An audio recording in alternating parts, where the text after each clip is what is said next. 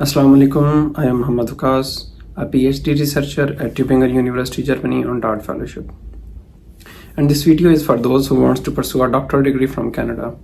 क्योंकि जर्मनी में आने से पहले I secured a funded position at Canada. मुझे कैनेडियन वीज़ा भी ग्रांट हो गया था, लेकिन फिर DAD फेलोशिप का रिजल्ट आ गया और मैं जर्मनी आ गया।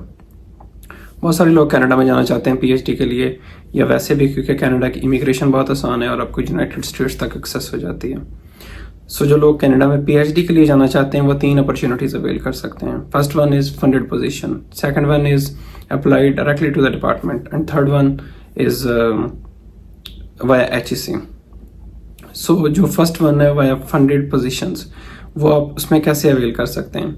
समटाइम प्रोफेसर्स के पास फंडेड प्रोजेक्ट होते हैं और उन प्रोजेक्ट्स के लिए उनको स्टूडेंट्स चाहिए होते हैं, तो वो क्या करते हैं कि अपने लिंक्डइन प्रोफाइल पे वो एडवर्टाइज करते हैं या समटाइम वो अपनी डिपार्टमेंटल वेबसाइट पे एडवर्टाइज कर सकते हैं।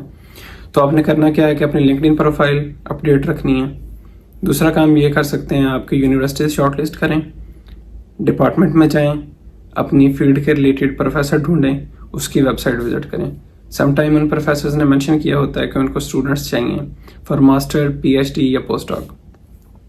आप उनको मेल कर सकते हैं, कंसाइज मेल लिखें, साथ अपनी CV अटैच करें और आप उनको सेंड कर सकते हैं।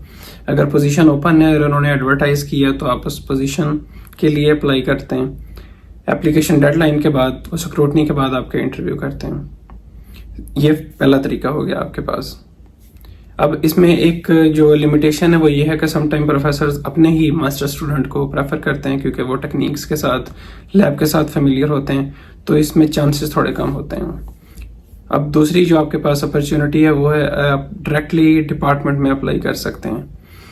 डिपार्टमेंट में आप अप्लाई कैसे कर सकते हैं कि लाइक कनकॉर्डिया यूनिवर्सिटी साल में 3 दफ़ा रिक्रूटमेंट करती है, फॉल, विंटर और समर के लिए। अभी शायद विंटर के लिए या फॉल के लिए उनकी जो है, या समर के लिए शायद उनकी पोजीशंस ओपन होंगी, तो आप अप्लाई कर सकते हैं। उसमें क्या होता है कि आपने रिक्वायरमेंट फुलफिल करनी होती हैं। आपने लेटर ऑफ मोटिवेशन एक अच्छा सा ड्राफ्ट करना होता है। उस लेटर ऑफ मोटिवेशन में आपने प्रोफेसर जिनके पास आप रिसर्च करना चाहते हैं उनका नाम मेंशन करना होता है, आइट्स की रिक्वायरमेंट को फुलफिल करना होता है, एप्लीकेशन फ़ी देना होती है और आप डायरेक्टली डिपार्टमेंट में अप्लाई करते हैं। जब आप डिपार्टमेंट में अप्लाई करते हैं तो उसके बाद स्क्रूटनी कमेटी डिपार्टमेंट की वो शॉर्टलिस्ट करती है कैंडिडेट्स, और फिर जो आपने पोटेंशियल सुपरवाइजर आपने लेटर ऑफ मोटिवेशन में लिखे होते हैं वो आपका इंटरव्यू कंडक्ट करते हैं। क्योंकि अमेरिका में ये रूल है, नॉर्थ अमेरिका में, कि आप PhD पोजीशन जब आप PhD में आपका एडमिशन हो जाता है तो वो आपको हर हाल में आपको फंड करते हैं। समटाइम वो आपको रिसर्च असिस्टेंटशिप ऑफर करते हैं, समटाइम वो आपको टीचिंग असिस्टेंटशिप ऑफर करते हैं।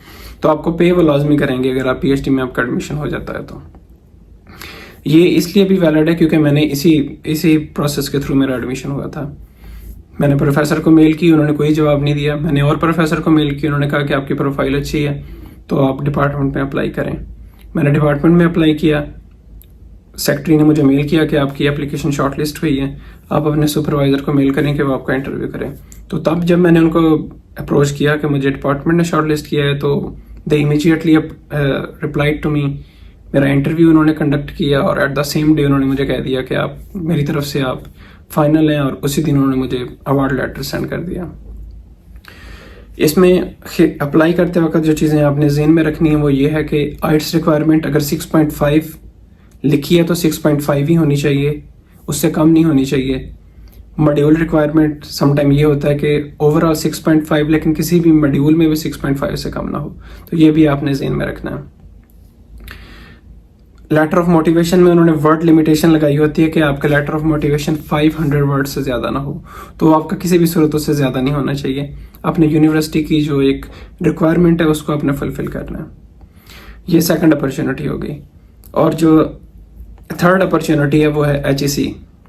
पाकिस्तान में HEC हर साल हैड टेस्ट कंडक्ट करती है। आई थिंक उसको इंडिजिनस स्कॉलरशिप प्रोग्राम बोलते हैं। उसमें 2 कैटेगरीज होती हैं, अटैच्ड और unattached category. Attached category HEC की ये है कि HEC पाकिस्तान में आपको जॉब ढूंढ के देती है। आपने PhD करनी है और वापस आना है और उस इंस्टीट्यूट में आपने सर्व करना है। दूसरी अनअटैच्ड कैटेगरी है। अनअटैच्ड कैटेगरी में आपके पास ये होता है कि आपने पीएचडी करके आके खुद कोई पोजीशन हट करनी है और आपने सर्व करना है। लेकिन एचईसी का मसला ये है कि एचईसी में पीएचडी करने के बाद आपको हर सूरत वापस आना होता है, क्योंकि आप श्योरिटी बॉन्ड दे के जाते हैं और उनकी कंडीशन होती है कि आपने 4 से 6 साल आपने पाकिस्तान में सर्व करना होता है। आई थिंक जो मास्टर्स के लिए जाते हैं उन्होंने 4 साल सर्व करना होता है पाकिस्तान में, और जो पीएचडी करके आते हैं उन्होंने 6 साल पाकिस्तान में सर्व करना होता है। लेकिन जो पहली 2 पोजीशंस हैं, लाइक फंडेड पोजीशन और डिपार्टमेंटल पोजीशन, उसमें आप में कोई कदर नहीं होती है। आपने अपनी पीएचडी करनी है और आप बाहर भी सेटल हो सकते हैं। So these were the easiest वे कि आप पीएचडी के लिए कैसे बाहर जा सकते हैं, और स्पेशली कनाडा में। Thank you for watching.